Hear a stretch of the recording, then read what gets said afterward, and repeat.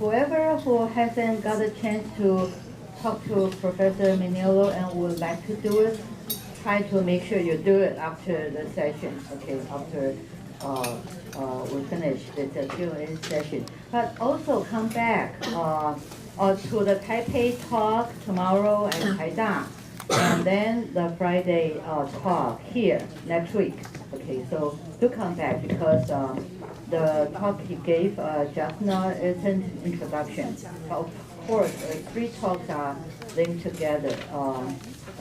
We have more to develop later on in this Q&A session. But I would like to introduce our good friend, old friend, comrade, colleague, Professor Alain Broussard. He's emeritus at the Department of Philosophy of Paris VIII, which he has taught for more than 30 years or 40 years. Yeah. But he has been here for a long time too. We've been collaborating with him for more than 12 years, starting from 2005, and organizing international summer university with colleagues from France, Germany, Portugal, Albania, and of course also colleagues here in Taiwan. Altogether 6 summer universities already. We work together with colleagues and graduate students from all different places. So different groups of students participated in all those events in the past.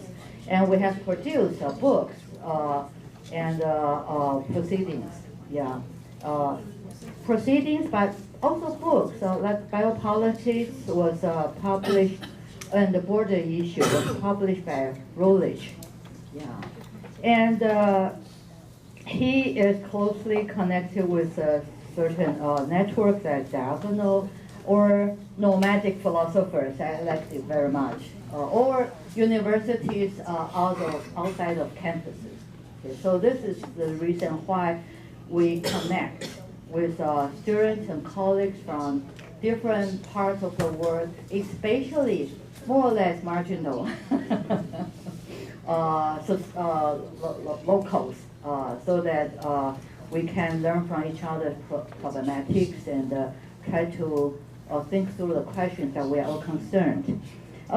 Professor Broussard, he actually, because he has been teaching at Paris VIII philosophy department, so he has been also the colleagues of Foucault, Deleuze, and Badiou, Rancière, and Bolivar, though they may not be friends, but he taught and discussed and maybe critique all those people, okay? Besides teaching in Paris, France, and Taiwan, he has also been teaching broadly at Germany, Chile, Japan, and China very often, more and more often lately. And he has published more than 20 books, some very interesting books, like The Ordeal of the Disaster, 20th Century, and The Camp. Okay, it's and also The Body of the Enemy, Hyper-Violence and Democracy, and The Democratic Immunity, or Right to Life, and Imaginary Natives, Imaginary Foreigners Return to the Xenophobic Environment in Contemporary Time. And also a book, collaborative book with other authors on the event of the Shali, and it's about Islamophobic trend in France. So let's welcome Professor Broussard. Okay.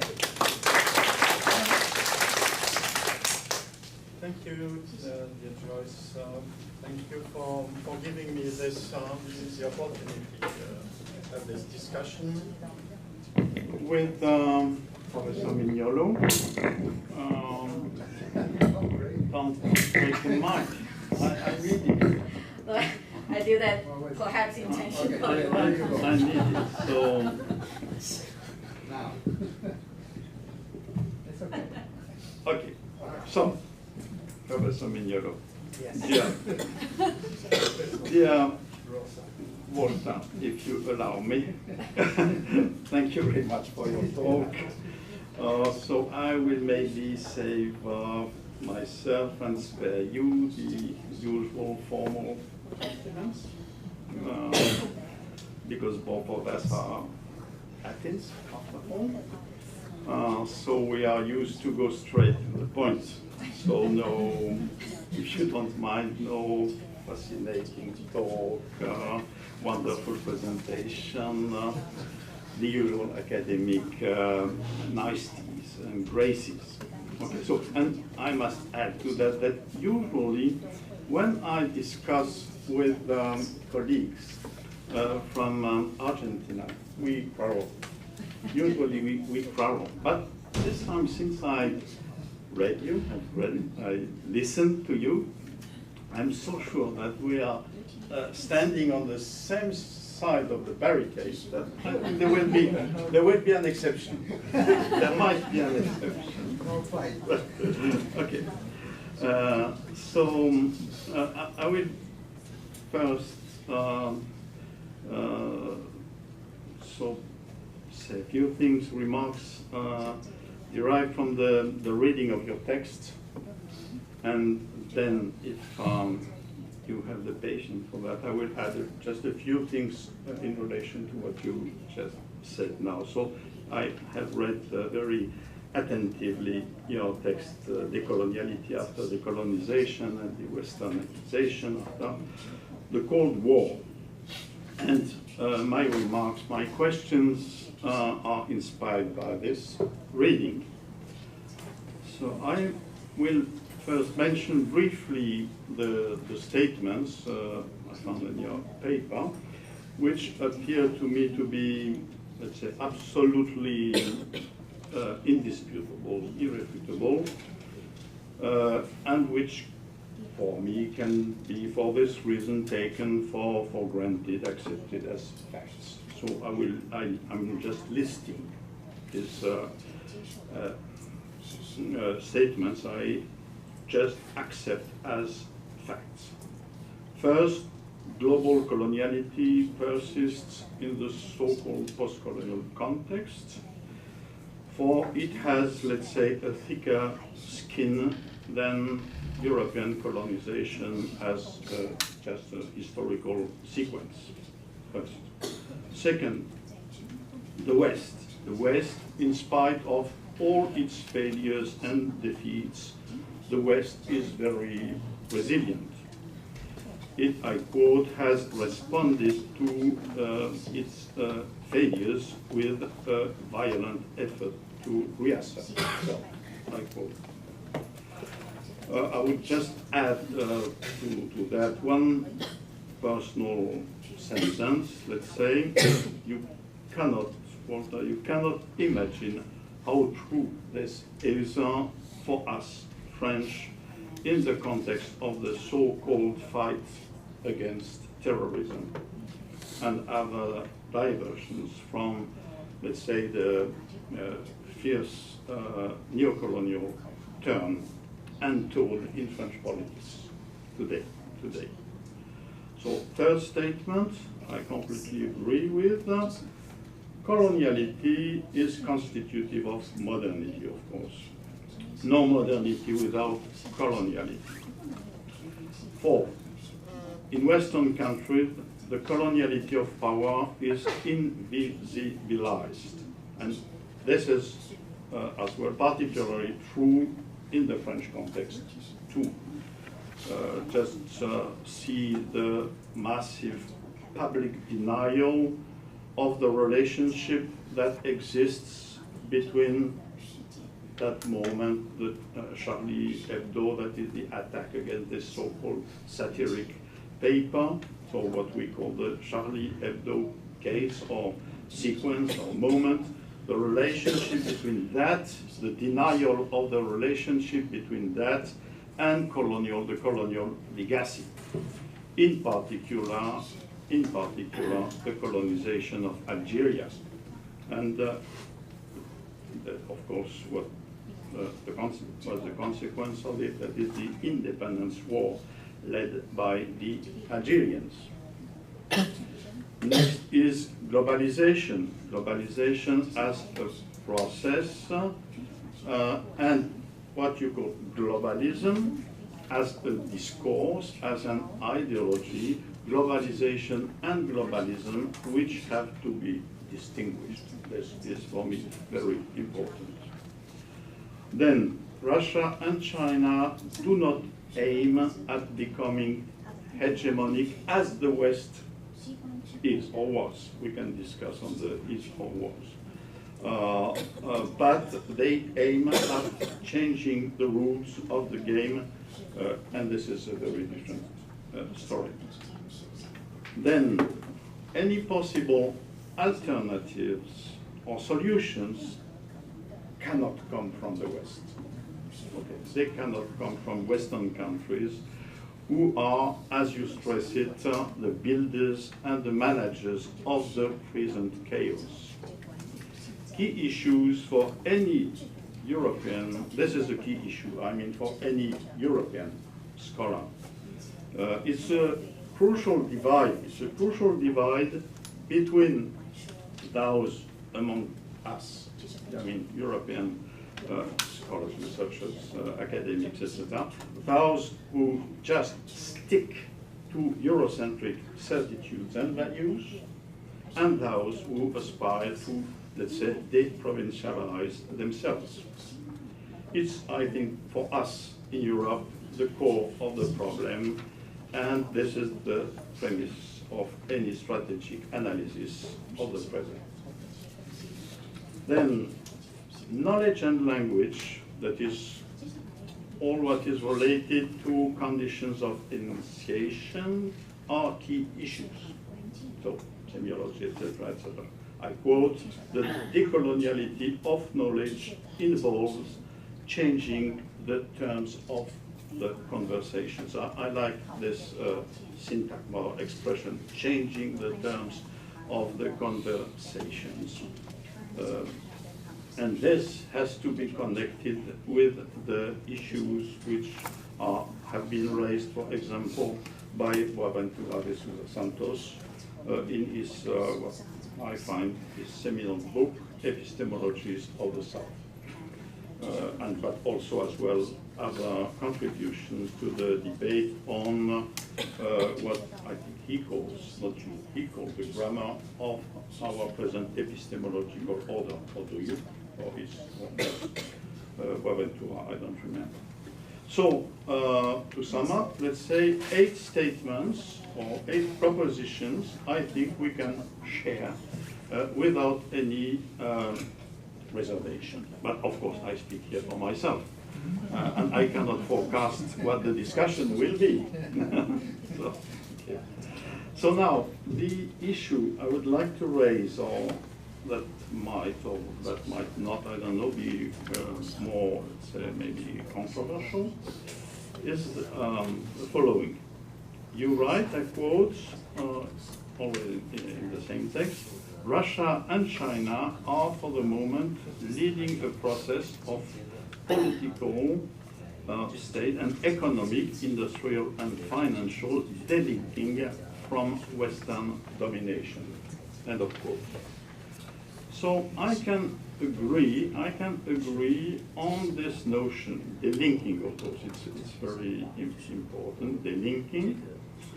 It's very obviously a key notion in your reasoning. For me, it has a general descriptive, let's say, geopolitical value in the present, in relation to our present. But I cannot refrain from asking this. What is basically, for you, what is basically this delinking made of? That is, delinking from what exactly and in what direction? in other terms, what is the dynamic potential of this delinking process? And I'm asking you this question, having in mind a brief remark which was made by Foucault. Okay, Foucault again, I cannot jump over my shadow. So this in 72 of last century. And a question he asked in the context of an interview he gave to a Japanese newspaper on the occasion of his first travel to Japan. So I would like to cite him for what he says at that moment is exactly what I would like not to oppose, I don't know, but let's say to confront to your own statement. Foucault says, and this is my translation, I don't know if it exists in English. He says that, it seems to me that the ways the non-Western world presently emancipates itself. He says in French, s'affranchit, but I think that emancipates itself is more or less okay for that. The non-Western world presently emancipates itself from the horrible economic exploitation the West has imposed on it last century or at the beginning of this century. All these ways, so Foucault says, are borrowed from the West, And then he asks, what is going to happen now? Is it possible that starting from this liberation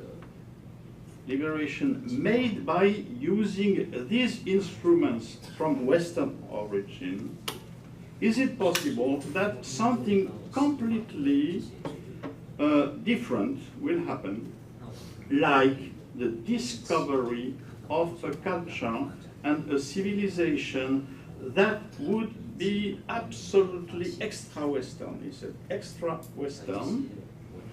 And okay, this is the question he asks. And then he continues, saying very optimistically, I think that it is possible. It even seems to me that it is probable. I wish, anyway, that it is possible and that the world will be emancipated from this Western culture that cannot be dissociated from these forms of political power which are typically capitalist. He says in French, caractéristique de la formation du capitalisme. And finally, he says, the non-capitalist culture will be non-Western for this reason. It is the non-Western people that have to invent it. So this is Foucault's statement. So what I wanted to ask you in relation to that is this.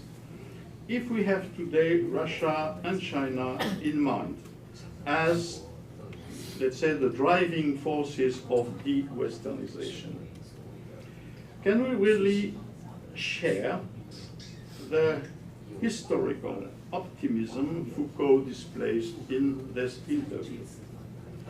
Can we even imagine something like a delinking process of de-Westernization and capitalism? And de-Westernization and capitalism. It seems to me that this delinking process itself is entirely wrapped in something that is completely out of the reach of its promoters. I mean the present Russian and Chinese elites. And this something which is completely out of reach of them is the mimetic form, the imitation form or dimension of the way these countries dissociate themselves from the West. I mean, the more they emancipate themselves from the West, the more they imitate it. So they introject all the flaws and the defects of the West. And this is what is commonly called the double bind. It is commonly called the double bind. So to make my question more precise, if this delicking process you call de-Westernization is itself completely dissociated from any emancipation process or of historical, let's say, dialectics, to what extent should we, I mean plebs of the world, that is ordinary people from everywhere and nowhere, to what extent should we make it our own, I mean this delicate process? Or to what extent could we invest any hope in it? If China is, let's say, the new frontier of capitalist order, as it seems to be, are we really entitled to consider that, as you write it in your paper, I quote, China and Russia should take the lead in moving us toward a peaceful global order? So this is the question I would ask.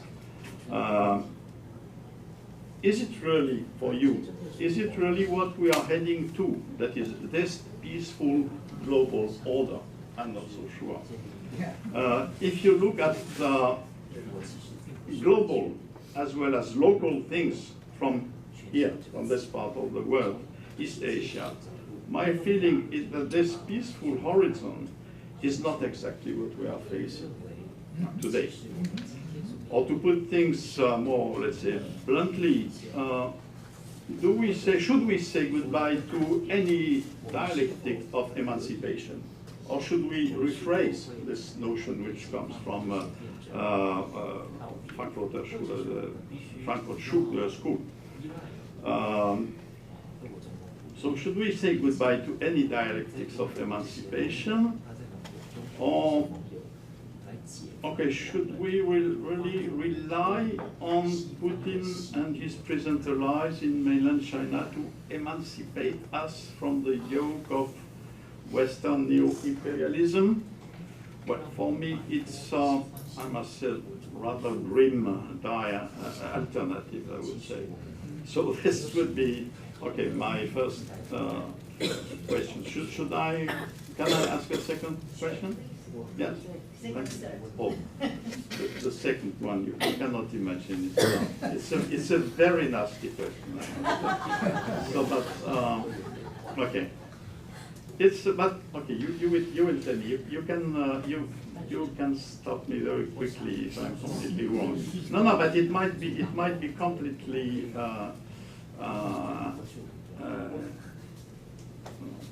wrong. So okay, but it's about the reasons of your, let's say, moving or displacement from South America to the US.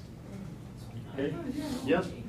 So I say I'm a bit embarrassed to raise this question, because if the answer, if the answer is that the woman of your dreams was living in the United States, if this is the answer, my question is completely unwarranted, of course, so you don't have to ask it to answer. If the reason why you moved from Argentina to the United States is that the woman of your dreams was living in the United States, part of that, so you don't need to answer because it's a private question. No, but I think the okay? question is important beyond the woman. So, thank you for letting me go on. But so if this, let's say this move, or this choice you made, existential choice you made, if it has a, let's say, political, a strategic background, or a goal maybe, I'm very curious about what you would say on this issue. I mean, it's a question. Could one of the reasons of your migration from the south to the north be that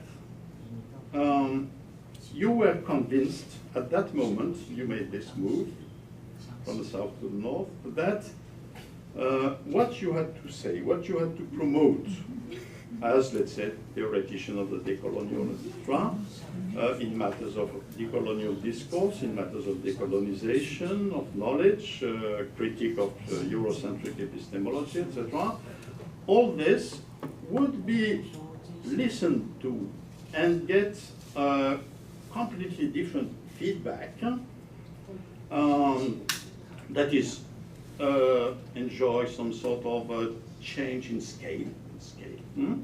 If you would be, if it were uttered from, let's say, New York City, American campus, rather than from the poor university, not so poor, I mean the university in Buenos Aires. This would be the question. But, of course, there is a but. If this was, supposing that this was your strategic calculation, so what about a decolonial discourse that is uttered from within the stomach of the beast? From within the stomach of the beast. Yes, you understand what I mean? I mean the US academic system that is becoming more and more hegemonic for me in the present context of globalization.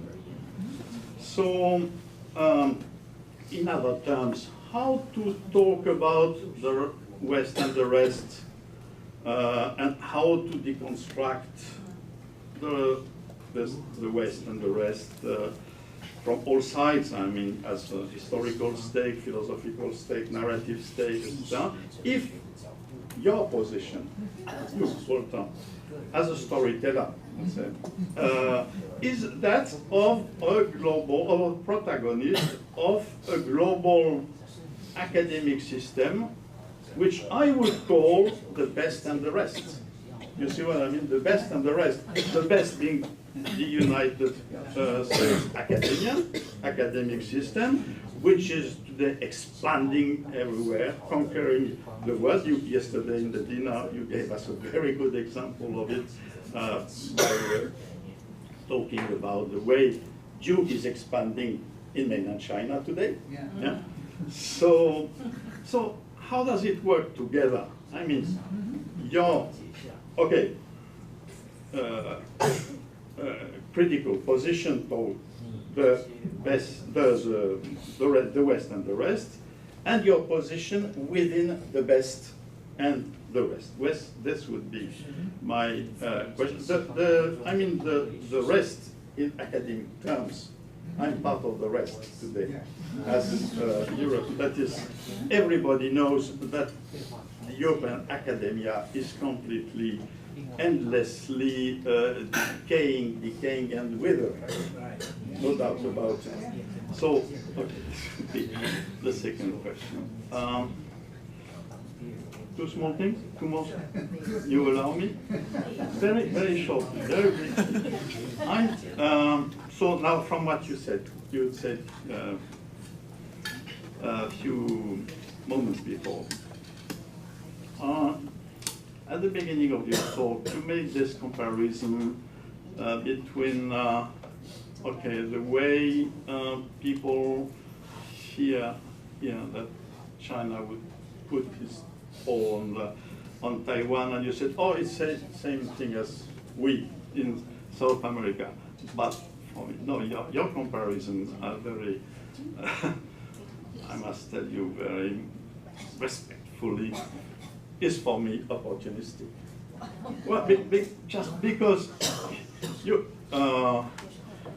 can think, people can think, say, as they want, think of, as they like about the issue relation between China and Taiwan, but you cannot just disregard the claim by the people, I mean, Beijing, saying that they have some sort of historical right.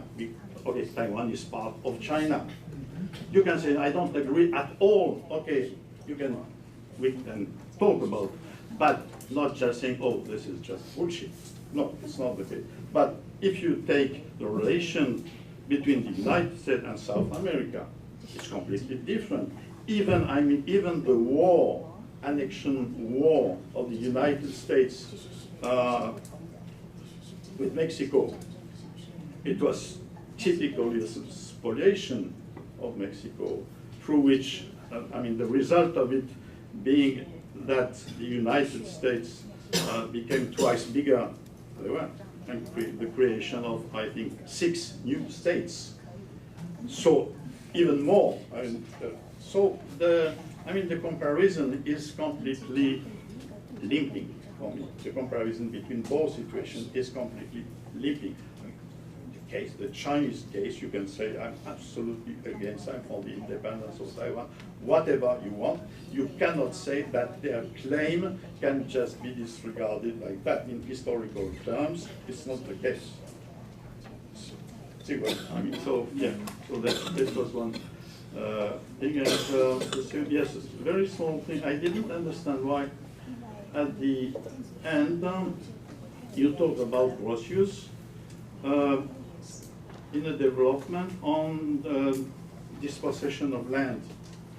But I don't know which text by Grotius you had in mind, because in his book, seminal book on the freedom of the seas, what he says is that deep sea cannot be appropriated. It's just the opposite. So I didn't get the point. So, yeah. And to finish on what you say, Westernization cannot be hegemonic anymore. General statement. Well, are you so sure? I would say, please spend a few months here in Taiwan, and you will see that, well, maybe it's not that clear. I don't know. I hope you're right. Of course, I do hope you're right. I wholeheartedly agree that it should be like that. Well, okay, that would be. Hope it's okay for this question. Okay, what you do.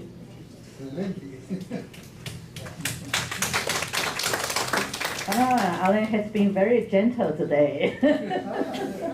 Would you like to respond? So probably, yes, I wanna say something, but probably there is some intervention in relation. Sure. We can open up the floor and take some questions, and then you can respond together. So, yeah, the floor is open. Yeah, please. Yeah. First, our guest, and then Yuan Hong. Okay, go ahead. Thank you. Just to throw more water on the idea that de-Westernization is a road to a better world. It's a little, there's kind of a contradiction in the talk about how de-Westernization and decoloniality hang together. Because on the one hand, de-Westernization is empowered by capitalist development. So it's through capitalism that China can do something like challenge the West. And I agree with that, and that's sort of, coming from America,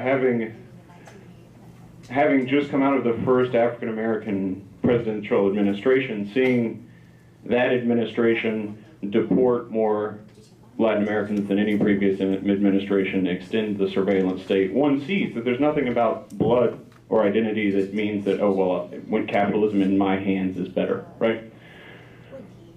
But the way out in the talk seemed to be this decoloniality that is just kind of like, well, I give up. Based on identity, I drop out.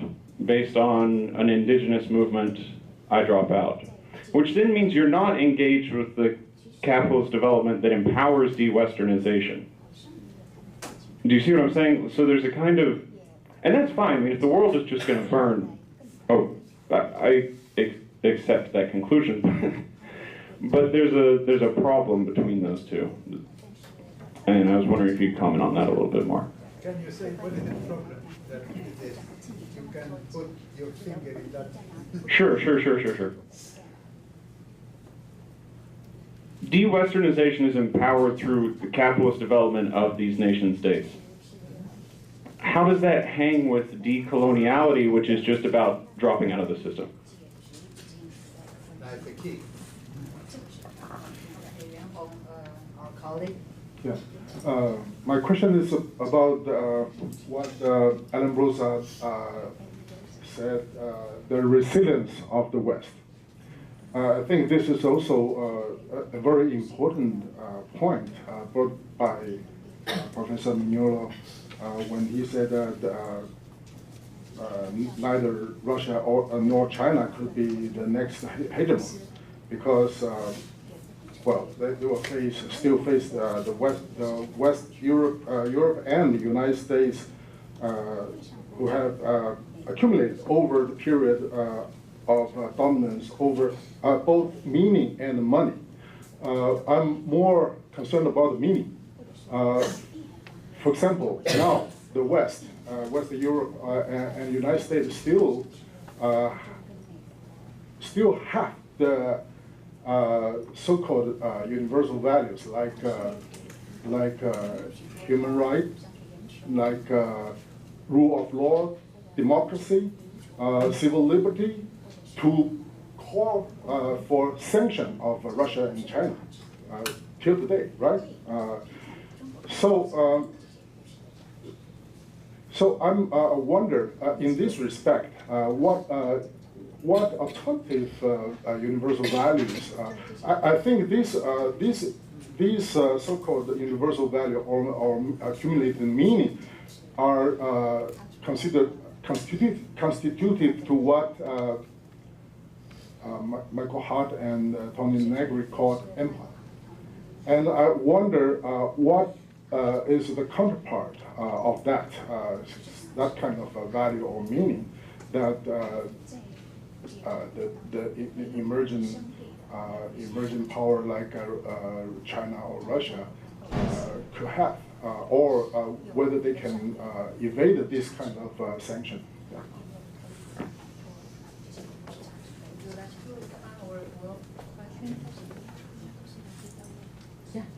I don't know, there is another one there?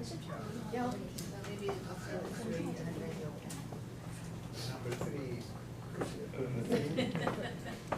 我该讲中文吗？还是 Okay, you can. We encourage 我们鼓励同学们用中文问问题。我们有 excellent interpreters, so we can raise questions in Mandarin. Okay, we have interpreters. Yeah, just pick up your phone.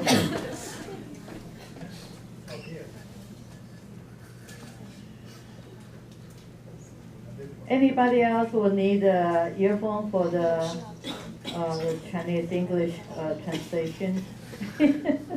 Yeah, just share with other people. Perfect. Okay, go ahead. Yeah. 米纽罗教授说，所谓的去西方在所谓的冷战之后发生，然后这个去西方大概可以被认为称作是一种亚洲主义。根据这样的逻辑，我觉得所谓的亚洲主义，其实在发生在冷战之前，甚至在2战之间，或者是在19世纪，这就是所谓日本的亚洲主义。我有看到那个南宏岳教授在这边，可以请那个老师可以帮我们多一点这个有关这个的历史。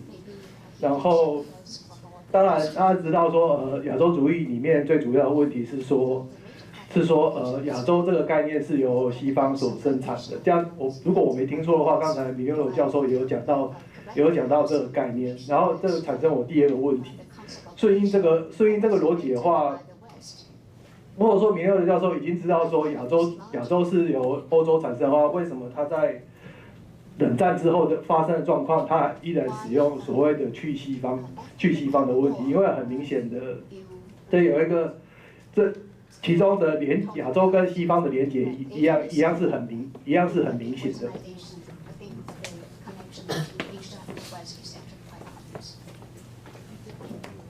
Great, thank you.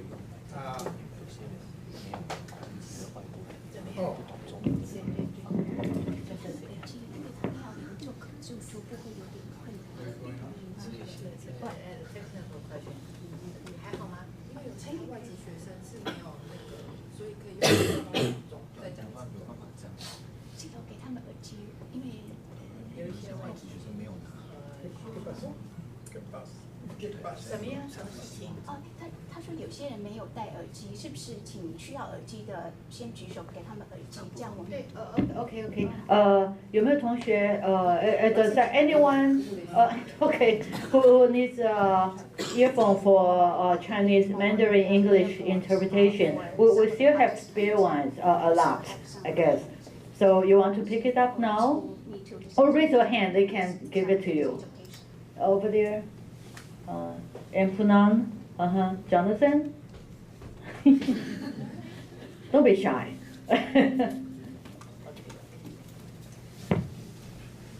So that's a nice pause. We can ask you to respond to Alain and the two questions on the floor. Can you hear? Is it working or not? Yes. Hello? Well, we have a full plate here. I don't know from. Probably we'll start from the last one.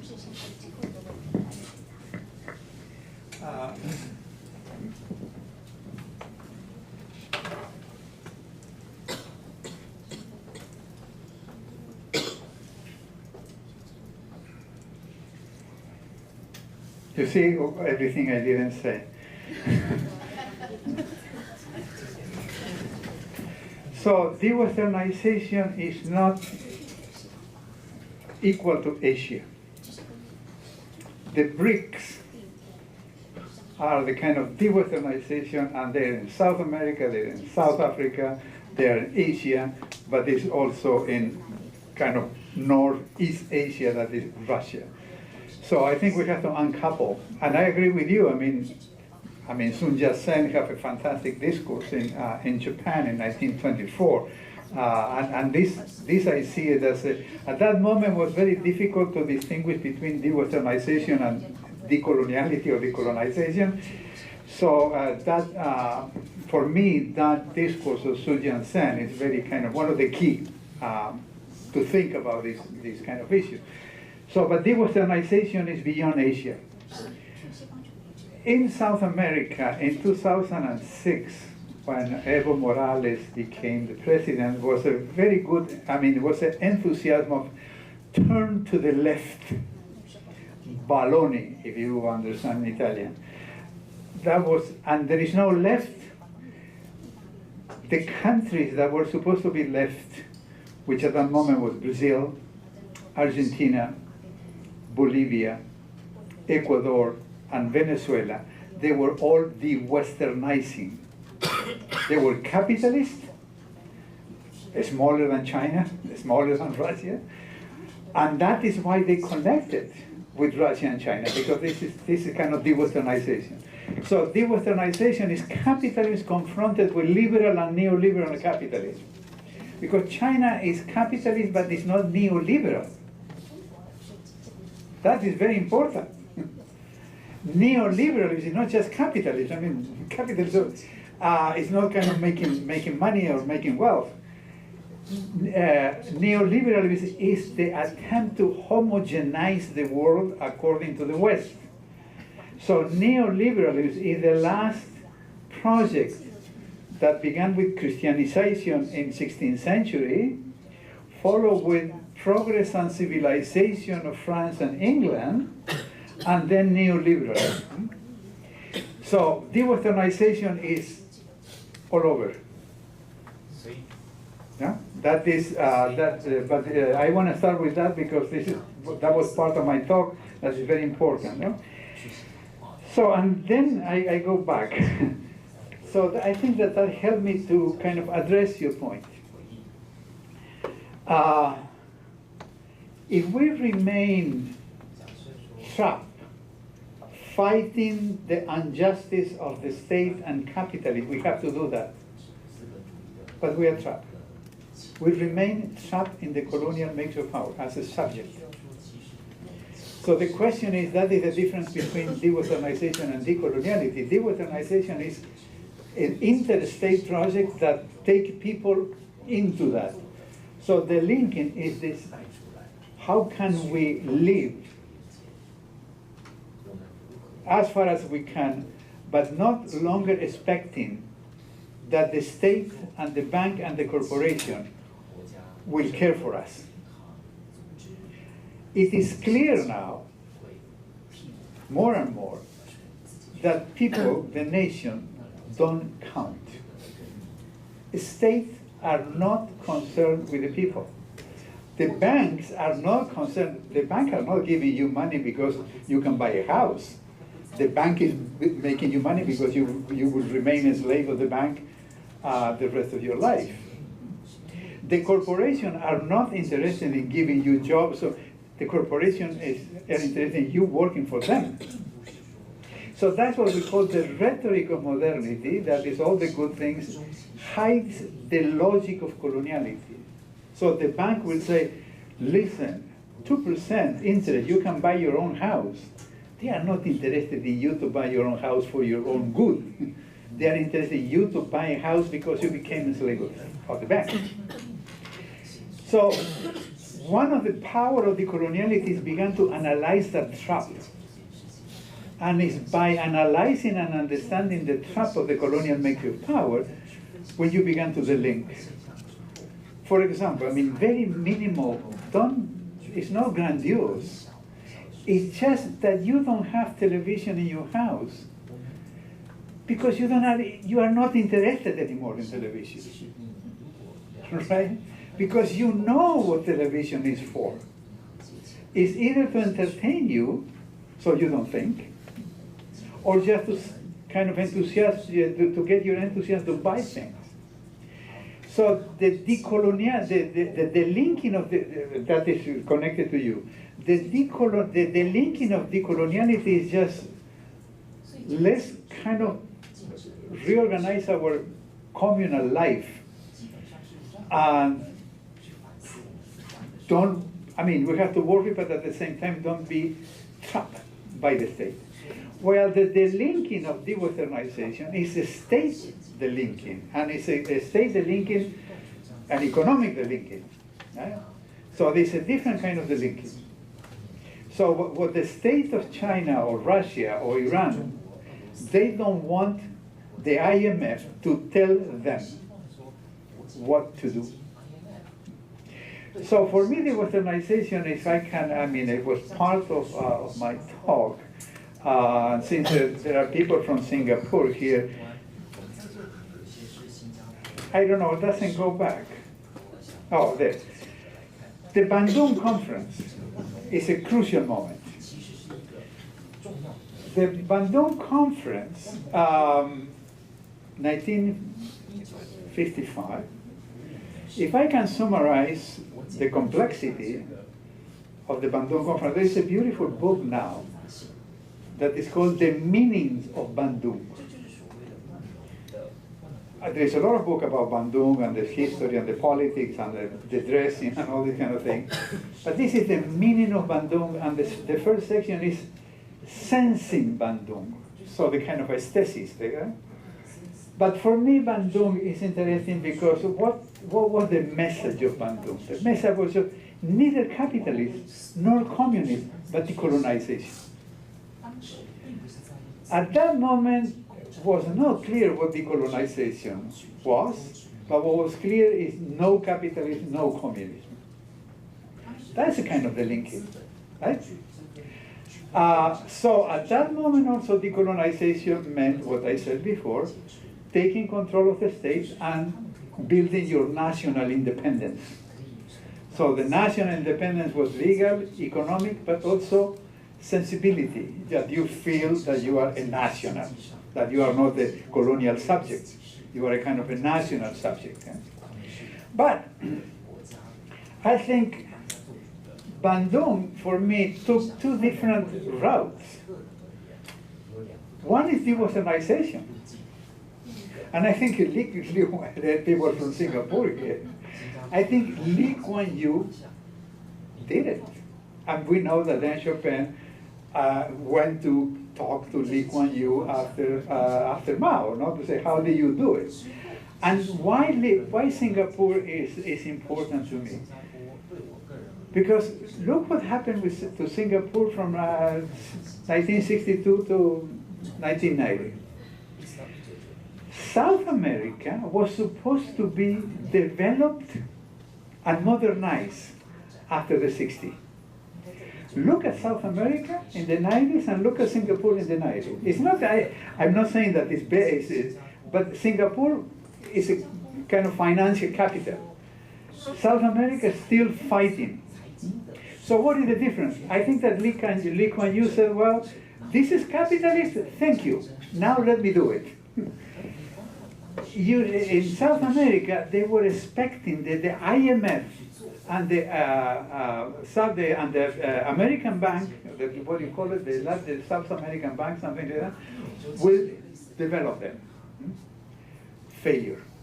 Total failure, because these people become a slave of the monetary fund, and the debt escalated, etc., etc. So, and the other route and so the Dewesternization continued. No? But also, I think that the decolonization followed also the route of pandemic. Decolonization, not decoloniality. And decolonization failed. Failed because they were trying to be independent on the basis of building the national state and not following the kind of the de-Westernizing route that Lee Kuan Yew followed, and then Deng Xiaoping, and then etc. So the kind of de-Westernizing expand all over the world. So that's the difference between the two kinds of the linking. The linking from the IMF and the World Bank and the Central American Bank in Europe, etc., and the linking less like the Zapatistas, less live differently, like the indigenous people in Canada, but also in Latin America. No? I follow this. Decolonially,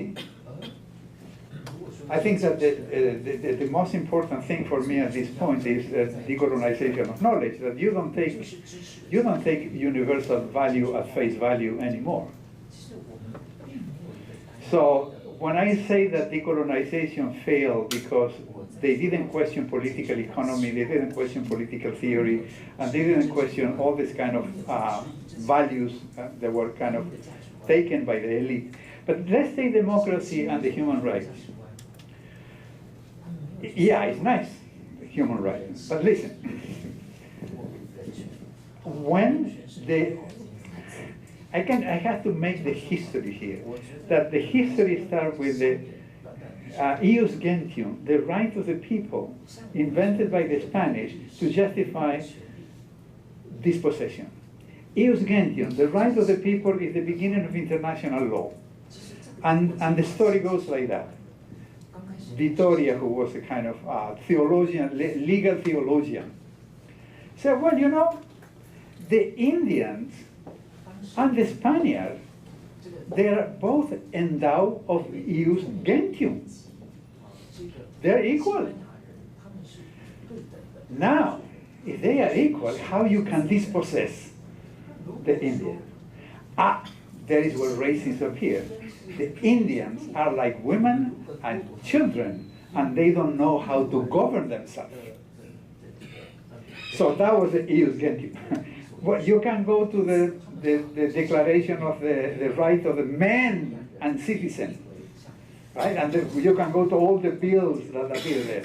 But let's go to Universal Declaration of Human Rights. Who did it? Who universal? The people who made the mess were the people who invented the Declaration of Universal Declaration of Human Rights. And the rest of the world didn't have anything to do with that. But the rest of the world became, right, target of human rights. So after that, all the third world began to be violated violating the human right, and the people in Europe who invented fascism, who United States that dropped 2 bombs, 2 nuclear bombs, is Madame Roosevelt that kind of lead the way of the United Nations to the Declaration of Human Rights. So the human rights become a justification, and we saw it in Kosovo. So the kind of the inversion of human rights, the violation of human rights to defend human rights. And that was John Locke, if you want to go there. So that is what decoloniality began to do, kind of dismantle this kind of pretense of universality. Take democracy. Well, yeah, democracy is a good idea. But if you kill in the name of democracy, you are being anti-democratic, and you are being anti-democratic, but also you are living for an idea. You don't care about people, you care about ideas. So the same way that you kill, or dispossess people and give the money to the bank because you have to defend capitalism, you have to defend democracy. At that point, democracy becomes a justification of imperialism. So that's what we are. What is important here is how we can have good governance. Good governance is with the governance kind of is at the service of the people, and not the people at the service of the state. So, and that's what happened now with the nation state. I mean, the people, we have fetishized the state. And we vote, and we expect that the state will solve our problem. No, come on. So that is one of the things of decoloniality now, that the kind of the linking is to question all this kind of concept and universal that an anthropologist from Haiti, Trujillo, have a wonderful article that is called North Atlantic Universal Fiction, 1600-1945. So that is the fundamental task of decoloniality. And Dewesternization doesn't do that. Dewesternization changed the content of the conversation, not the terms of the conversation. Yeah? So that is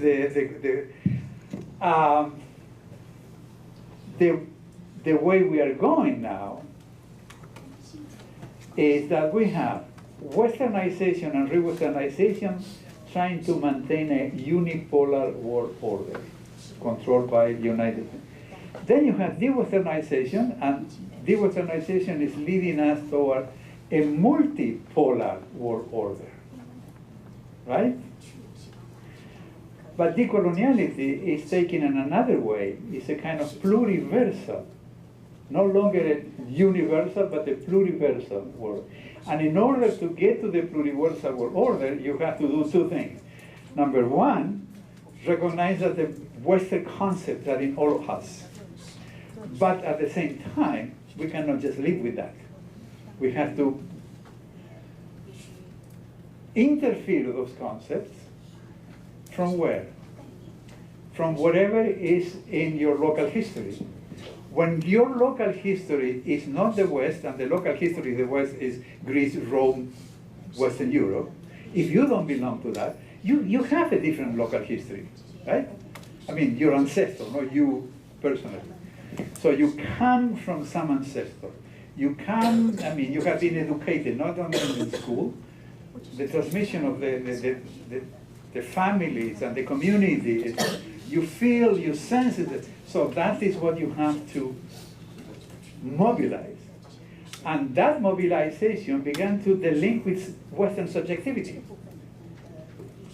Because, I mean, the West was very successful in wanting and in making people wanting to be Western or to be like the Western. Now that is changing too.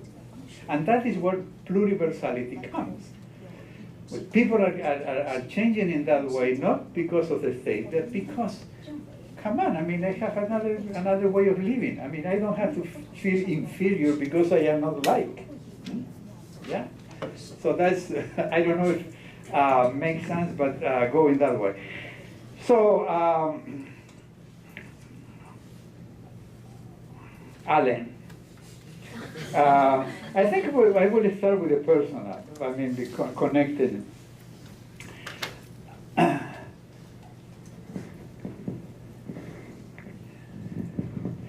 You know,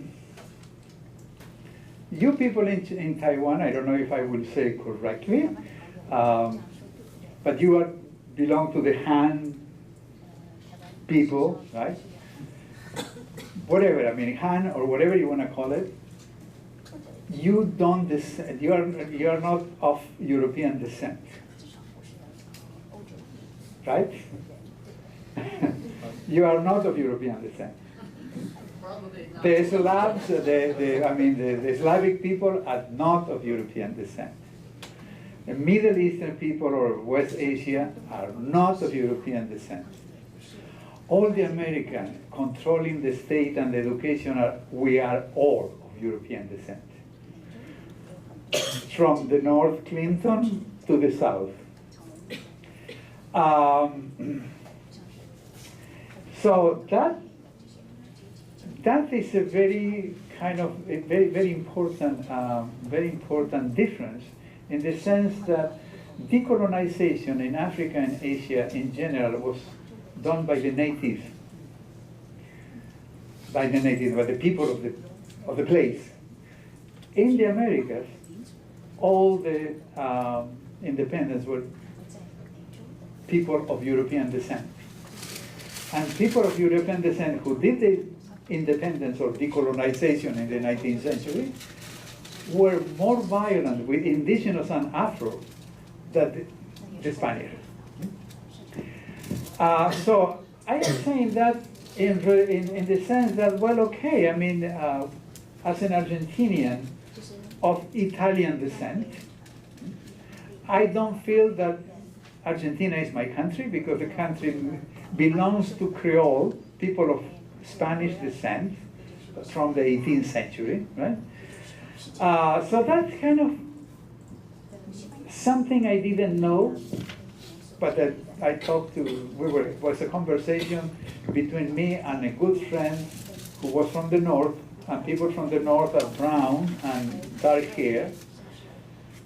And when Perón, if you remember Perón, came to be president in 1945, so all the people from the north flocked into Buenos Aires, and the high class called them cabecitas negras, black head. So the question is that my friend, who was a cabecita negra, and me, who was an Italian, didn't feel that Argentina was our country, even if we have the paper, right? So that was, but I went to university, and what you study in university, I mean, I was reading Barthes and Foucault and Derrida, and you name it, in French, because we went to l'Alliance Française. We were reading that at the university. Gramsci, etc., etc. So when I was finishing my master, I decided to pursue a PhD or a doctorat de troisième cycle. So where did I decide to go? To France. I mean, where in Argentina will go in the late 60s? To France, of course. And I went. At that moment in Latin America was a very anti-US. So the motto was, I mean, the Cuban Revolution, you know, 59, so in the 60s, Yankee go home. By the 90s, people were saying, Yankee go home and take me with you. Right? The configuration, but that is not the reason I went. I finished my PhD in France. I was trying to be a semiotician, a semiologist, the French said. And so I finished, I was doing all that kind of boring things. I mean, literary theory, discourse analysis, semiotics, epistemology, because Argentinians were all epistemologists, all these kind of things. So, and I find the one who came the mother of my children and all that, and so I went to the United States. Two things happened there. I went to the United States in 74. Right? 74. There was a dictatorship in Argentina. So my teachers and the people of my generation, they have to leave the country. Some of them, they say, well, you have 48 hours. If you don't leave the country, it's not our problem. So I began to meet all these people in Mexico, in Spain, etc. But I was still, that was the 80s. I was still a kind of literary, dealing with semiotics and all of that. But something began to enter in my life that when I went to the United States, I became a Hispanic. So it's not that I am a Hispanic, it's that the classification we were talking before. I became a Hispanic, and in the 80s in the United States, the talk was life in the hyphen. So that's when multiculturalism emerged. And you know why multiculturalism emerged in the United States. I think you are interested in the United States. I tell you this brief story. Because the motto in the United States was the melting pot, right? United States is a generous country. This is a melting pot. Well, the melting pot functioned very well while all the people melting was coming white European. By the 70s, because of decolonization in Asia and Africa, and because United States intervention in Central America, people of color began to flock into United States, from Africa, from Asia, from Central America. No more melting pot, multiculturalism. You dance, you have your food, you have your God, and we control the state. So when I become aware that I was a Hispanic, and then a Latino or Latina, I began to think about that. And the first thing I began to go into the history of this. Why? So the Guadalupe Hidalgo, the war of Mexico, but then I went back to the 16th century. So the darker side of the Renaissance, when I was not yet aware of coloniality, but yes of colonialism, is an autobiographical book, even if it's about the Renaissance. Right? So in that story, when I went back to Argentina, that the dictatorship ended and democracy returned, was 86. Andrea, my daughter, was 9 years old, and Alex, my son, was 7 years old. On the other hand, I went to Argentina in 86 as jury of competition at the university that people, the rebels that stay in Argentina, were returning to the university because during the dictatorship, all these people were kicked out of the university. And I came up with others as jury because we were outside of the country and we were kind of deciding who will get such and such a position. So at that time,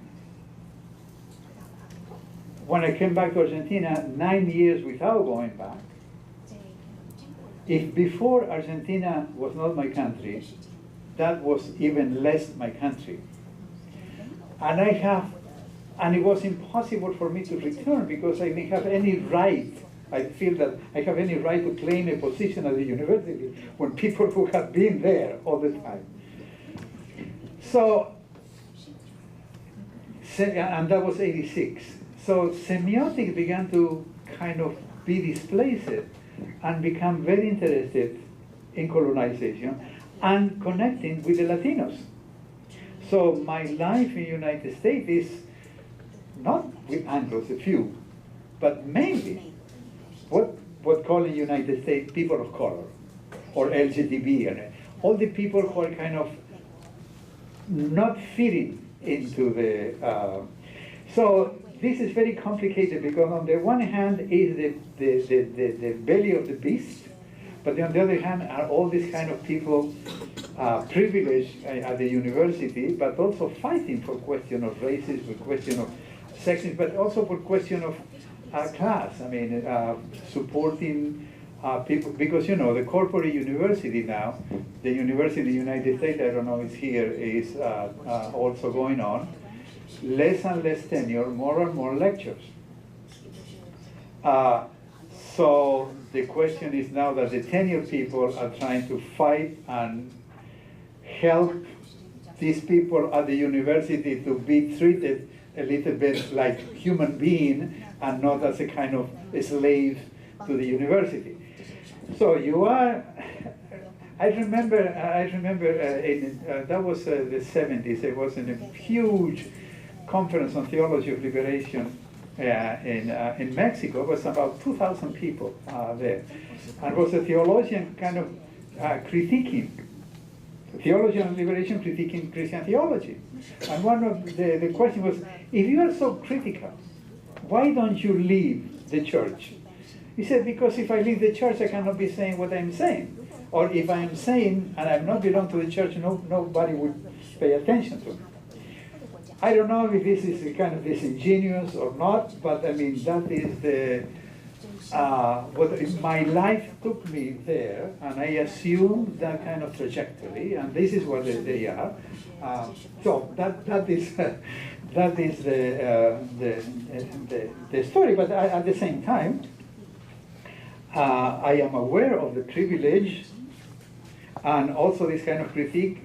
I have a lot of people in South America make that critique of me because how can you be decolonial in United States? As is being decolonial, you have to be in the third world. I mean, decoloniality is all over. There is one of the students from Singapore. I don't know if you have read it. I would send it to you. She wrote a paper in my graduate class. I don't ask paper. I said, write a letter.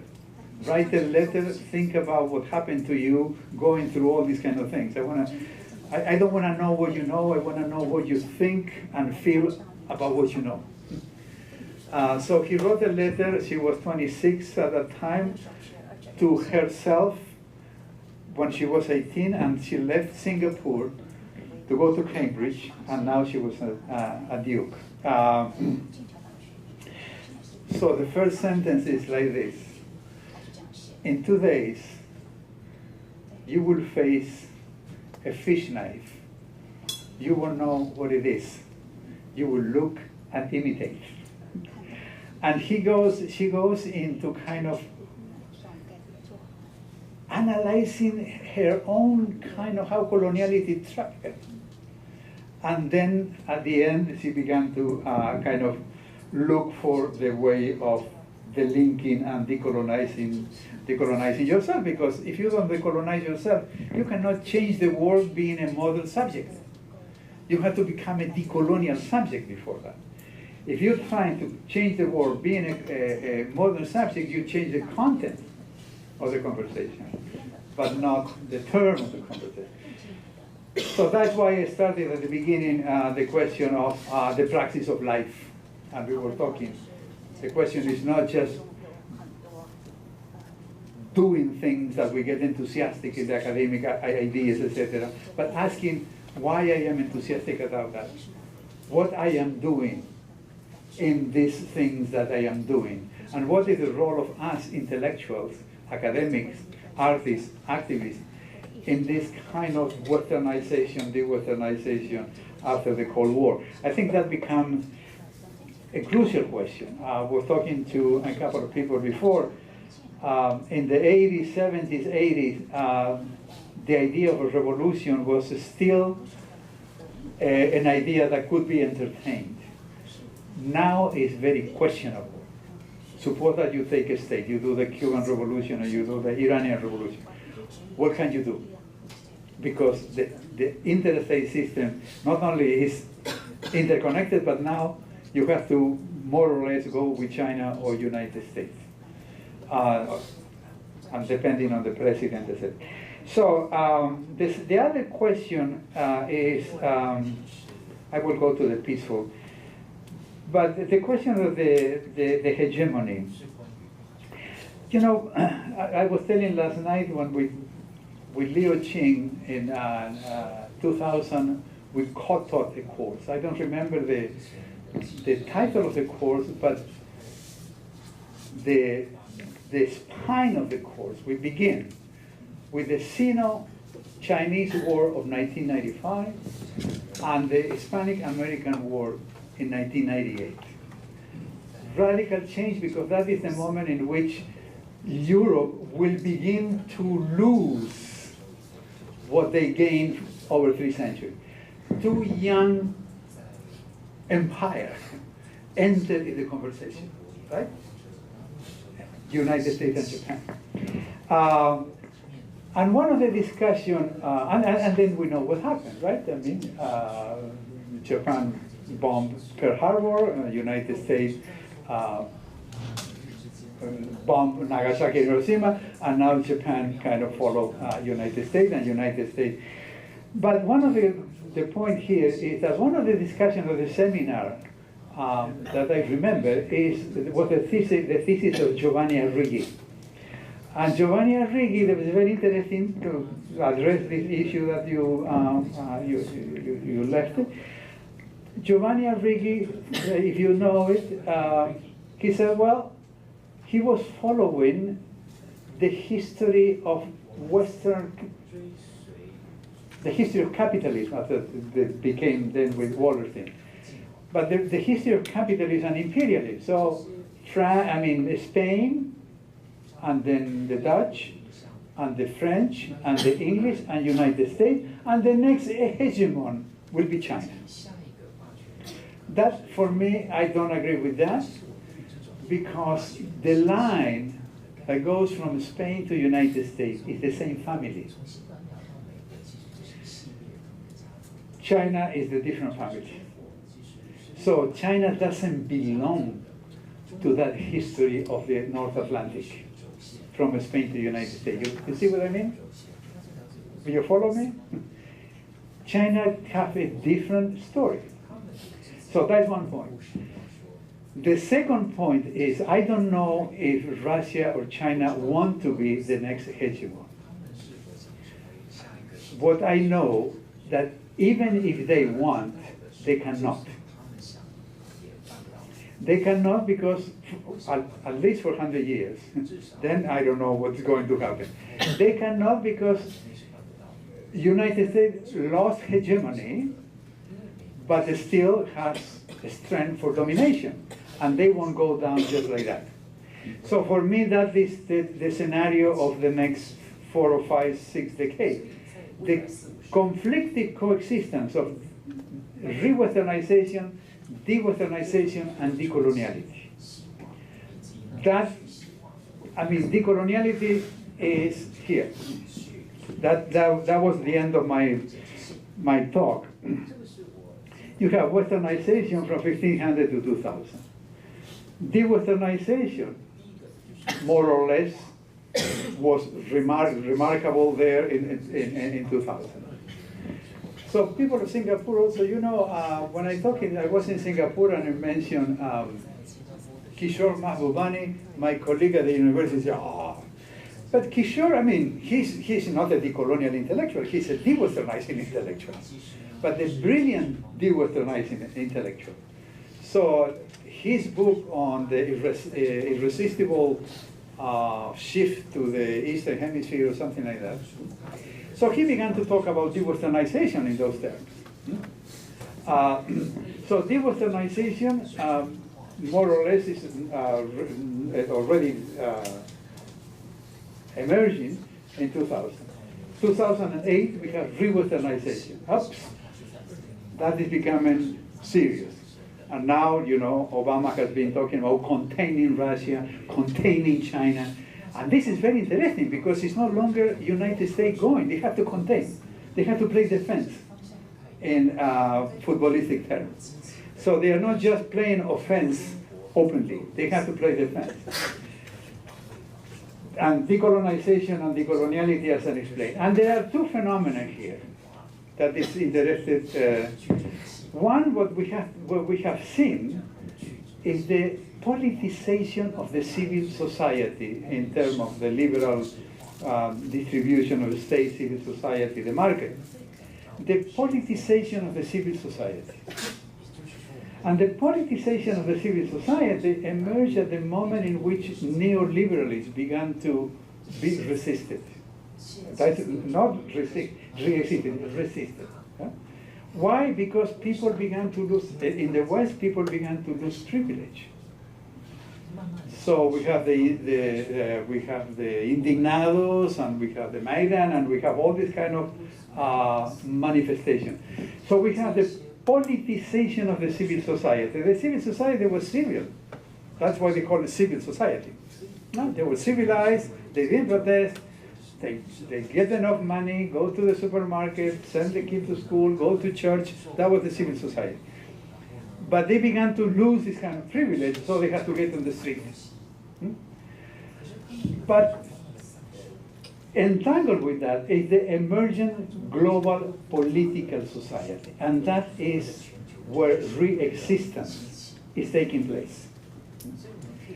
The difference is that the civil political society is a mass of people that coincide at one moment to protest and to knock down a president or a minister or something like that.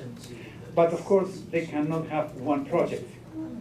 That is resistance, and that is very important. But the emerging global political society is where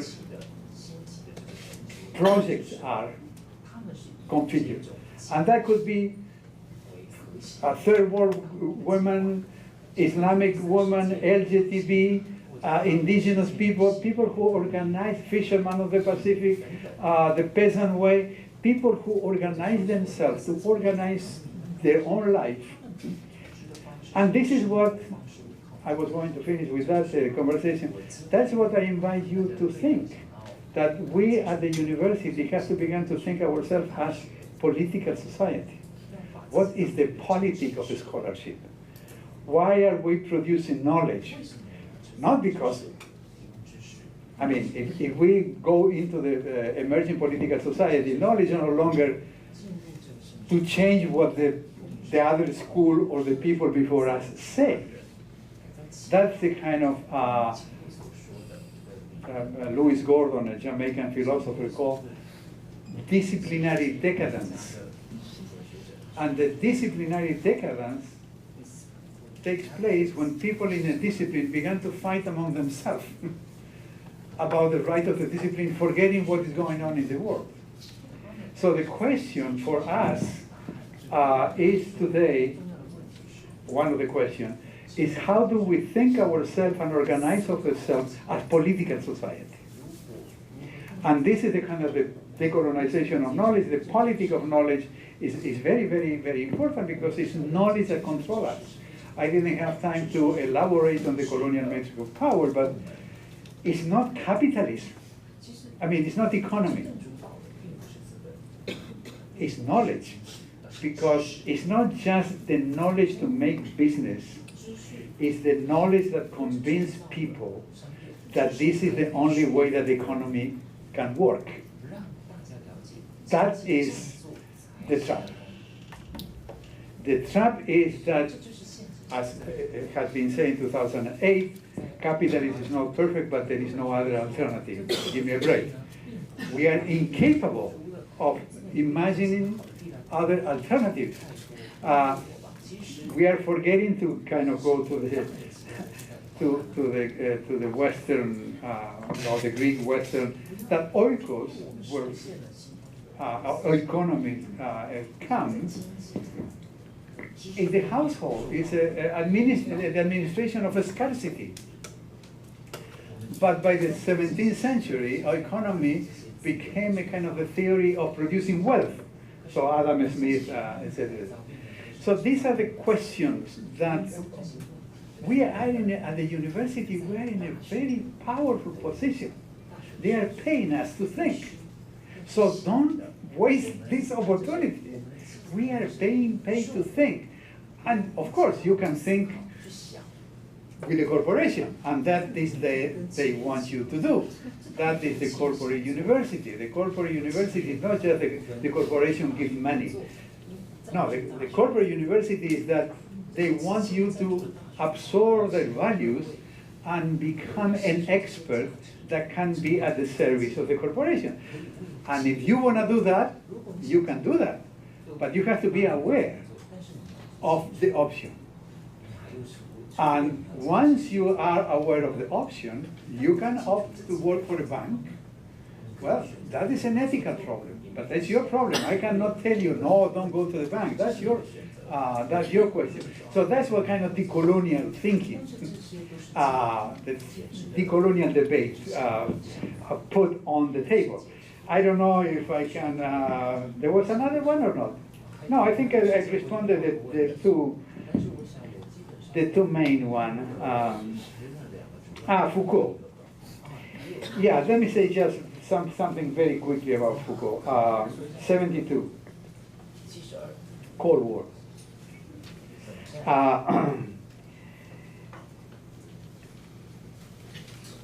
But I mean, what I want to say about that is that, I mean, you elaborated very sophisticated way. But the question is, as I said before, we cannot ignore the West. The West is in all of us, in a different way. But the question is not to surrender, but to appropriate. I was saying last night, I don't want to imitate what the Western thinker and epistemology says. I want to imitate what they did. And I imitated what they did. What they did since the Renaissance, they began to appropriate and ignore all other civilizations. They knew the Greek through the Arab. They admired China for 2 or 3 decades, and they began to merge, and they steal the printing press and other ideas. So what Europe did in the 15th, 16th century was to appropriate from all over the world and build their own, and I applaud that. I applaud that. I think that Europe made a great contribution to human civilization, but there is an aberration, and that aberration is non-negotiable.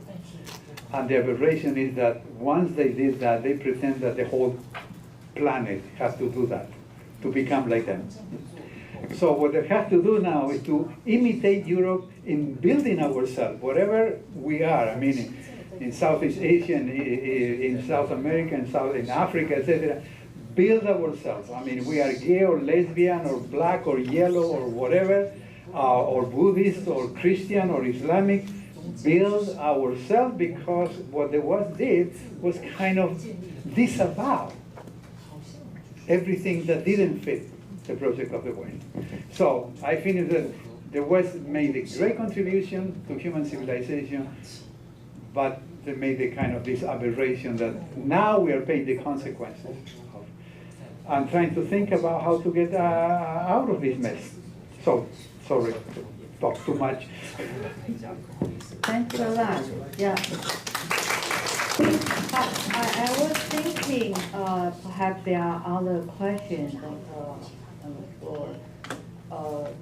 Other questions? Maybe we can take a second round, maybe short questions for discussion. Raise your hand. Who else? Maybe a second, yeah, kids, certainly. And who else? Maybe just 2 for now. Yeah. Thank you very much. Your talk is very stimulating. My question, it's actually not, okay. Basically, you like a few minutes ago, you just sort of answered my question. But I think today your talk can be divided in 2 parts. in the first section, you talk about the transition in the geopolitical dynamism as a form of Dewesternization. And then in the second part, you introduce the colonial measures of power. And then you just mentioned that you didn't have much time to elaborate more on the colonial measures of power. And I'm more interested in how the two parts can be understood by students and like intellectuals in Taiwan, can be understood together, or how can they, and how this understanding could be put into practice first. Thank you. You said the first part is translation? No. Transition in the geopolitical dynamism, or geopolitical dynamism. Westernization. Transition, the current. I don't talk about transition. Or what has happened in the geopolitical dynamism, like in this whole world. For example, the rise of China, and then or the rise of the Eastern Hemisphere, and the slowdown of the West, as a form of geopolitical dynamism. Yeah. Do you want to introduce yourself briefly? My name is Yishen Lai. I graduated from King's College London. Yeah, that's okay. Yeah, the second question over there. Kit. Yeah. Hello. I really admire you for bringing up the concept of pluriversalism. I really like that, and I especially admire you when you make the fine distinction between multiculturalism and pluriversalism. I think it's very important, and I think especially among ourselves, when we are talking about multiculturalism, we should just pause and think, do I really mean that? What does this word mean? And I think we should start using your term, pluriversalism, in our own work. To me, it's very important because it emphasizes the position of enunciation somehow also determined what is being enunciated. So the position is very important. But I'm beginning to ask myself, what exactly contribute to these differences? Why speaking from different position would actually mean, would have an effect of what is being said? And I think geography or intellectual history, while you have emphasized them and you have explained them very, very clearly, I think they are both important. But I think there is one more thing that is quite important, and I think we should pay more attention to that, and that is what I would call historical differences. For example, it is very convenient for us to say, Uganda and Zimbabwe, they are both colonized by the British Empire. But to me, these two countries actually have more indifferent. They have more indifferent instead of being incumbent, because one of them is being colonized by settler colonialism, Zimbabwe, and the other one, Uganda, is being colonized in a totally different way, indirect rule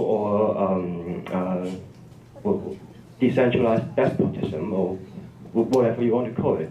So I think while it is very admirable to get all the former colonized people around the world to united against a common, behind a common slogan of decolonization or decoloniality, but to really speak in a pluriversalist way, I think we should emphasize also our specific history. The specific transformation that has caused, that is known as colonization, but actually they are practiced in very different way. For example, in your talk, you have said that Cold War to you is the struggle between two Western ideas. But I would like to ask, from what position are you making this statement? And clearly, I think if you're speaking from a Latin American position, you would not make such a statement to them or to you. In Latin America, or as well as in Africa, Cold War means the structural adjustment program imposed by the World Bank, which is a continuation of the neo-colonial domination of the West over these countries. In Asia, if we are speaking about Cold War, what comes to mind is not the struggle between two economic ideas, but the Korean War, the Vietnam War, the devaluation of the Japanese yen by the American, especially after they followed the IMF recommendation to internationalize their currency. There are many specific social transformations that are built upon real historical processes that contribute to our understanding of the Cold War. So it just seems to me, when we are making general statement about how to decolonize, it is very important to emphasize decolonization is not a universal struggle, in the sense that because we have been affected by different process, very specific historical process of colonization, and I think it would be more meaningful to talk about these differences. Especially when I go to Africa, the first thing I realize is how they are different from us in terms of their experience of colonialism. And I think to emphasize these differences instead of just focusing on our unity would be more instructive for us to really find a way to how to decolonize. So that would be my short opinion. Also, briefly introduce yourself, your background, so that we know the questions are from whom. I was born in Hong Kong, but I lived in Canada for many years. Now I'm in Taiwan, and I'm the translator of your work. Maybe one or two more questions from the floor? If not, then we'll no question. Okay, we'll let you address this too. Okay. Yeah.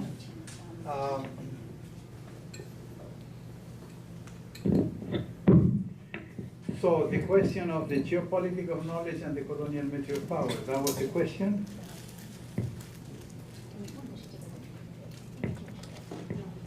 I mean, the transition from... Elaborate the connection between what the institution or practice, how the framework of colonial matrix of power be interpreted or understood together with the current status, with the current what has happened currently in terms of geopolitics. Yeah, okay. Because the colonial matrix of power that you just introduced is, to my understanding, is based on your research or your understanding of what has happened in the past in Atlantic Ocean, Atlantic culture. Right. And what you brought us in the first section is the really up-to-date global geopolitical. Oh yeah, the first section with it, yeah. Okay, so yeah, now I get it. What happened is I didn't remember what the first section of the paper was. No, well, that was, as I said, I mean, we were invited to reflect on the global disorder, right? So from my, I mean, when I say my, not my individual, it's a kind of collective that we call the Modernity Coloniality Research Project. So each of us, there are many of us, each of us have their own kind of story about the colonial measure of power, but we come together because this kind of basic assumption that there is no modernity without coloniality. So modernity, coloniality, and gender decoloniality. So we have modernity, coloniality, decoloniality, that is no longer one word with one thing. It's a very complex concept, modernity, coloniality, decoloniality. And we call that a kind of heterogeneous historical structural node. We don't use that because it's very complex, but in our thinking it's not just one concept, it's a kind of interrelation between them. So now I see the transition. Yeah, it's not a transition. There's no transition here. That's what it's a kind of the history of the colonial matrix of power that connects the 21st century with the 16th century. To give you an example, the invasion of Iraq is very similar to the Spanish invasion of Peru or the Andes. So what we are trying to say is that, you see, we are still living in this thing we call colonial mix of power. It's not a transition, it's a continuity. It's the history of the colonial mix, and the colonial mix of power changes, and we analyze how it changes. And I'll give you an example. Until 1945, the economy was part of society. Economy was always important, but was always part of society. That's why the French and the British call the mission civilisatrice. And the mission civilisatrice was together with progress. But you see, that was a different worldview within the colonial mix of power to what appeared in 1949 when Harry Truman said modernization and development. When Harry Truman said modernization and development, society began to be part of the economy. No longer economy part of society, and that's where we are now. So it's not a transition, it's just a kind of the modulation, the transformation.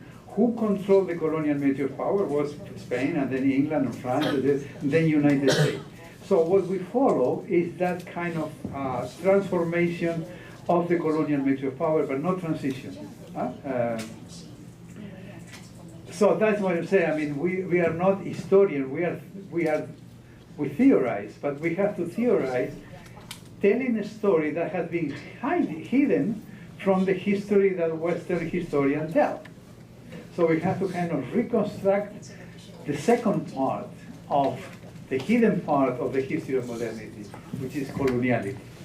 But there is no transition. That's very, very important. Well, there is a lot of things there in your intervention. I don't know from where to start, but I am not an ethnographer, and I am not a historian. I am not telling the story and describing how people in different parts of the world and different moments did decolonization. What I am telling you is how we from South America think. And how this project of modernity, decoloniality worked for us. It's a theory. Of course, it's a theory that emerged in South America, and that's why we talk about geopolitical knowledge. And I tell you, before going further, I want to tell you a little bit more about why geopolitical knowledge and body political knowledge, not biopolitics. Because biopolitics is, Foucault really well analyzed, is the kind of the technology of the state to control people. So the kind of biopolitics and all. But body politics is what the bodies who did not want to be controlled by the state did. That's body politics.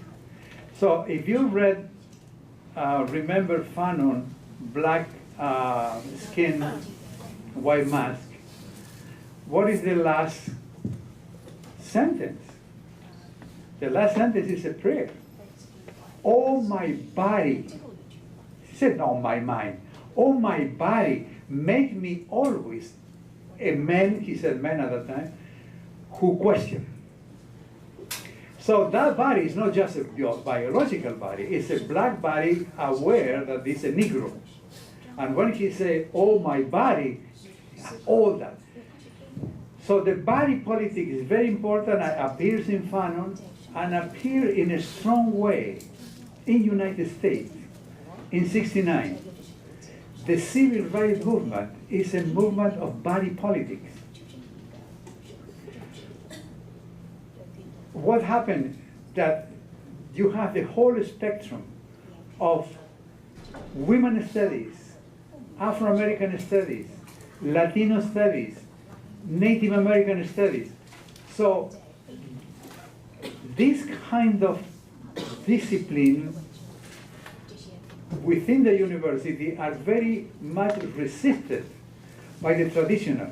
So sociologists and economists and historians said those are not disciplined. Well, good that they are not disciplined. They are kind of a structure of knowledge that people began to produce knowledge to liberate themselves. Women began to produce knowledge what males don't produce knowledge about her. Lesbians began to produce knowledge because they don't want a male to produce knowledge about her. So that's a kind of the body politic. And geopolitics, in the sense we are using it, emerged precisely in Spanish America and in Latin America, South America, with theology and philosophy of liberation. It's at that moment in which the Dussel writes Philosophy of Liberation, and the first chapter is called Geopolitics and Philosophy. And what he said at that moment is that, well, why philosophy should be a kind of ownership or a privilege of European thinkers. So geopolitics of knowledge is the moment in which people, non-European people, began to claim their own right to produce knowledge. So that is what I am telling you, the way this kind of a school of thought emerged. And of course, the Cold War for us means the First World fighting the Second World. And we were in the Third World. And I tell you more. There is a scientific it's a distribution of scientific labor at that time that has to do with the geopolitics of knowledge, body politic of knowledge. How that distribution of scientific labor works in the Cold War. And that is kind of really, I mean, I wrote a lot about that because it's very, very important for me. The First World privileged sociology and economy because sociology and economy study the developed societies and economy because the rest has to be developed according to the model. Politica, and I also said that the first world is scientific and objective. And so sociology and economy study this world and see how political scientists are assigned the second world. Because the second world is scientific, but alas, it's not objective. It's ideological. And the third world belongs to the anthropologists. Because the third world doesn't produce knowledge, produce culture. So that is the scientific, but what is the trick there? It's a very important trick, has to do with the enunciation. There are three worlds. The first world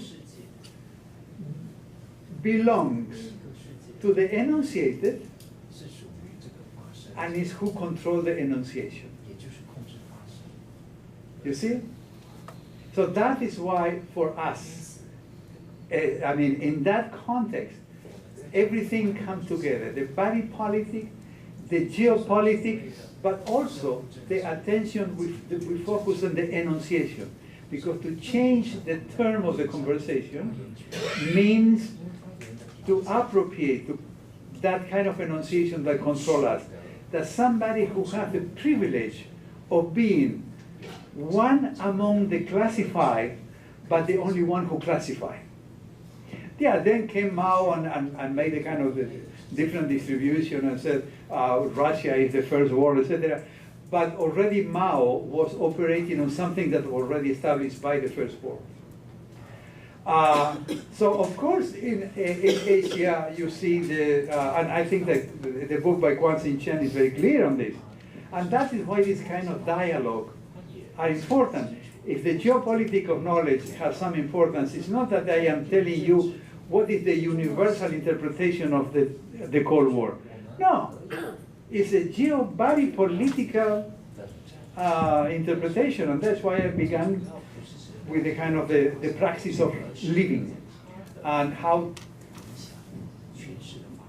I mean, it becomes aware more and more. I mean, that what I was saying before, the question is not just what we do, but how we do it and why we do it and where are we going what we are doing. So in this case, with the university, we're working with knowledge, and knowledge is where we can really make an intervention. That for me was always a kind of, if I want to just tell another anecdote, discomfort that I have with Marxists since at the university. Even, I mean, I was a Marxist group and studied Marx, etc. But there was something that didn't click. And what didn't click is that my father was a peasant, a jornalero, I mean, somebody who worked in the country for the owner of the land. And then they moved to the town, and he was a proletarian. He works with a kind of small industry. When I went to university, so, I mean, early 60s, the Cuban Revolution, past and present, all the Gramscian in Buenos Aires, in Córdoba. So we were reading Marx and reading Gramsci and all this kind of thing.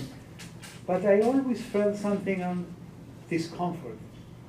And the discomfort was that all my Marxist friends were all middle class, talking about proletarian revolution. Right? So the question is, how can you decolonize? I don't want to decolonize anything. Right? If I want to decolonize something, it's where we are. This is our place. This is where decolonization for us shall begin. I don't want to go to decolonize the indigenous people. I mean, what I'm going to say, hey, you know, I have a theory of decolonization. You know that you have been colonized for 500 years? Right? I cannot say you're a lesbian. You know, patriarchy. This is a patriarchal society. You have to kind of liberate yourself. So I think that the liberation began to recognize where are we colonized or repressed or oppressed or whatever. So I am a white, off-white, because I am white, but I'm not European or not gringo. So I am off-white, I mean white in Latin America. I am heterosexual. And I can say, hey, I am heterosexual, but I have the decolonial theory. You are gay. I mean, come on, wake up, liberate yourself. So that is the important thing, to recognize where we are, geopolitically and very politically. I don't know if I addressed, you have a lot of very kind of interesting, but many questions or issues. So that's the way I summarize.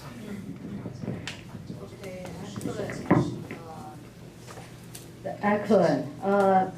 This is only the first day for the lecture series. Do come back to tomorrow's talk in Taida, the end of Western domination, not of capitalism.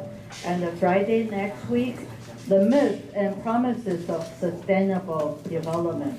We all want to know how a sustainable society, community, or political society, or trans-local community could be possible. We can discuss, okay, tomorrow or Friday next week. Yeah. So, can I say something very quickly? The 2 points here I had to mention, and then we can. So the question of the comparison between Taiwan, not Taiwan and South America, I would say Taiwan and Puerto Rico.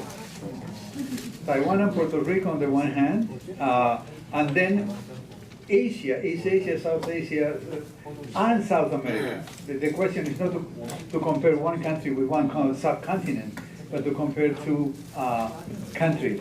And even if there is a lot of difference between Puerto Rico and Taiwan, there are some kind of similarity in the sense that Puerto Rico belongs to the United States. I mean, Puerto Ricans are not immigrants in the United States. They are citizens. right? So that's very important because a lot of people think that, well, I mean, Puerto Rican are Latinos immigrants. No, they are not. No, they're not. They're citizens. So, and then you have United States encroaching on South America, and you have China. So, in that direction, I will go. And the other, very quickly, I mean, Grotius. No, I was just mentioning Grotius. It's true. I mean, he Mare Nostrum that continues in Carl Schmitt, right? I mean, Carl Schmitt, the Nomos of the Earth, kind of. But I mention it because Grotius is a very important in the history of international law. Well, he does for Holland what Vitoria did for Spain. But Grotius is in a very more complex position because Grotius is already between Spain and England.